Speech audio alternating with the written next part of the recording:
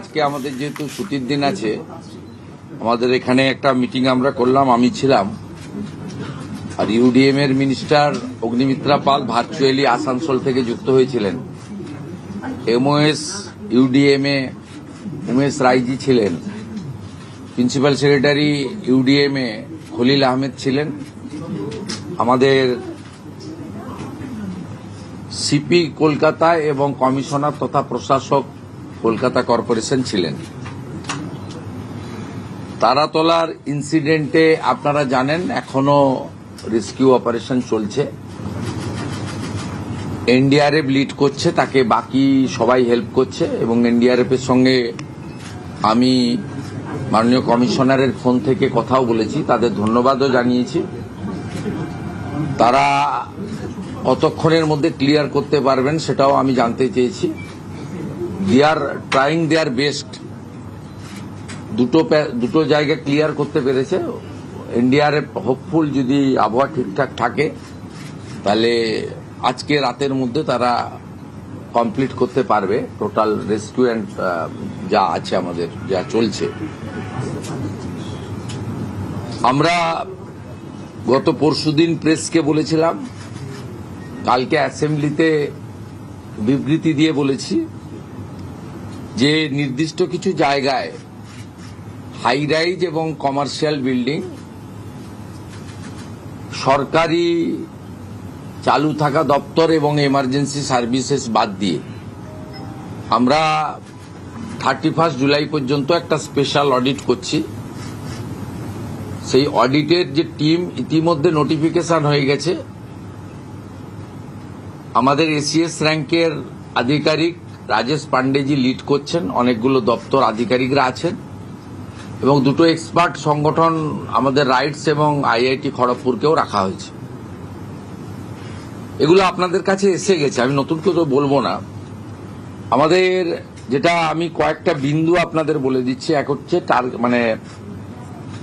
আমরা যে identified area করেছি initially, Kolkata municipal corporation, Bidhannagar municipal কর্পোরেশনের রাজারহাট নিউ টাউন এলাকা, including new town Kolkata development authority NKDA, Pujali, Baruipur, Budge Budge, Maheshtala, Rajpur, Sonarpur.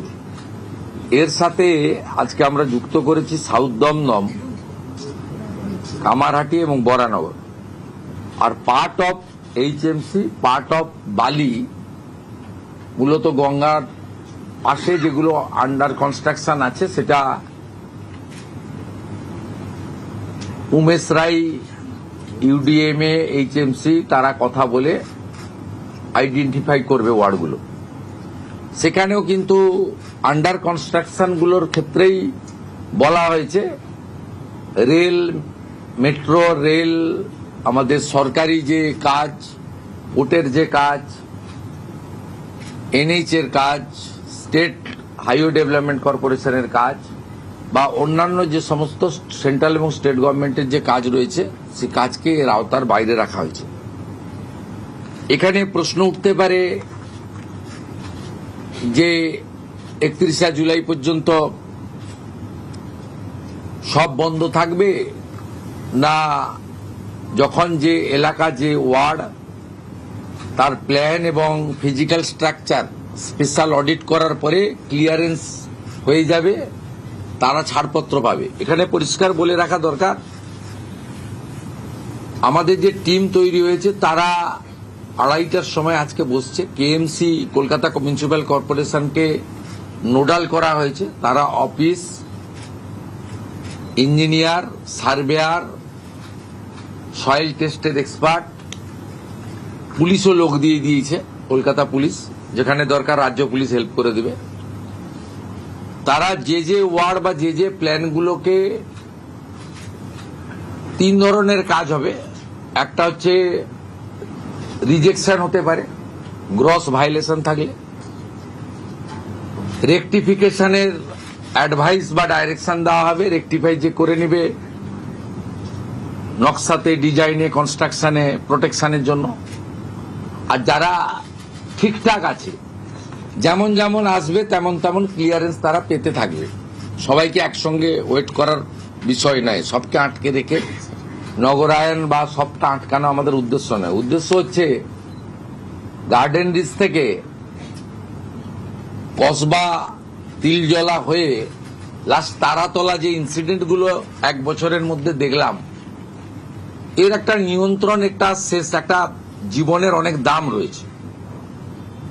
শুধু 31শে জুলাইয়ের মধ্যে এই বিষয়গুলোর সাথে সাথে আমরা এই কমিটিকে 90 দিনের আরেকটা কাজ দিয়েছি, ফায়ার এবং লাইটনিং অ্যারেস্টার তার একটা অডিট হাই রাইজ বিল্ডিংগুলোতে, কমার্শিয়াল বিল্ডিংগুলোতে, সেই কাজটাও তারা করবে। এটা খুব এসেন্সিয়াল, কারণ তিলজলার ঘটনাটার সঙ্গে ফায়ারের অ্যারেঞ্জমেন্ট, ইকুইপমেন্টস এবং ফায়ার লাইসেন্সের কোশ্চেন রিলেটেড ছিল। আর গার্ডেন রিচ আর তারাতলার ক্ষেত্রে গার্ডেন রিচে তো প্ল্যানই ছিল না, আর এখানে ডিফেক্টিভ প্ল্যান ছিল, সুপারভিশন ছিল না। তার ফাইন্ডিংস কমিটিও বলবে। আমরা ইনিশিয়ালি যা পেয়েছি, উই আর নট ইঞ্জিনিয়ার, সেটা আপনাদের কাছে আমি বলে দিলাম। দুটো জিনিস ক্লিয়ার করে দিলাম। রেসিডেন্সিয়াল বিল্ডিং এর ক্ষেত্রে হাই রাইজ কাকে বলবে? G+5 clear.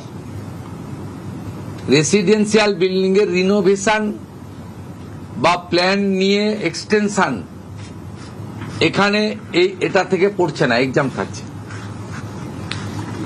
রেসিডেন্সিয়াল বিল্ডিং এর এক্সামশন মানে রিনোভেশন, সংস্কার, অথবা ধরুন কেউ তার একটা পোর্শন বারান্দা ভেঙে গেছে, সিঁড়ি ড্যামেজ হয়েছে, বা নতুন কিচেন টয়লেট বানাতে চাইছেন, তা প্রেজেন্ট বিল্ডিং এর সঙ্গে এক্সটেনশন পারমিশন নিয়েছেন, যা নিতে হয় কর্পোরেশন থেকে, বা রিনোভেশনের অনেক ক্ষেত্রে পারমিশন লাগে না, নিজেরা করতে পারেন। এক্ষেত্রে কিন্তু এটার আওতার বাইরে থাকছে, দয়া করে কনফিউশন ছড়াবেন না। হাই রাইজের লেন্থও বলে দেওয়া হয়েছে G+5, আজকে ইনক্লুড করা হয়েছে সাউথ দমদম, বরানগর, কমারহাটি, এটাও ক্লিয়ারলি আমরা আপনাদেরকে বলে দিলাম। আর হাওড়া বালি পার্টলি ইনক্লুড করা হয়েছে, কিন্তু ওয়ার্ড আইডেন্টিফাইডটা আজকে হচ্ছে না, সোমবারের মধ্যে আমরা বলে দেব।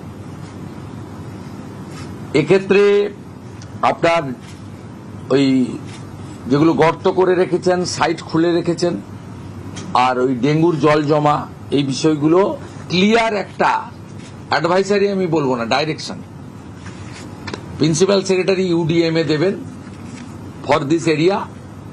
আর ওই পৈলান আমতলা যে এলাকাটা আছে, বিষ্ণুপুর 1 আন্ডার সাউথ 24 পরগনা, ওখানে রেস্ট্রিকশন এবং গাইডলাইনটা সাউথ 24 এর DM দেবেন, যেহেতু ওটা রুরাল এলাকা।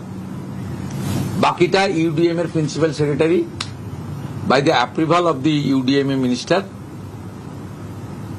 উনি একটা বিকেল 5টার মধ্যে ক্লিয়ার গাইডলাইন অ্যাডভাইসার দিয়ে দেবেন।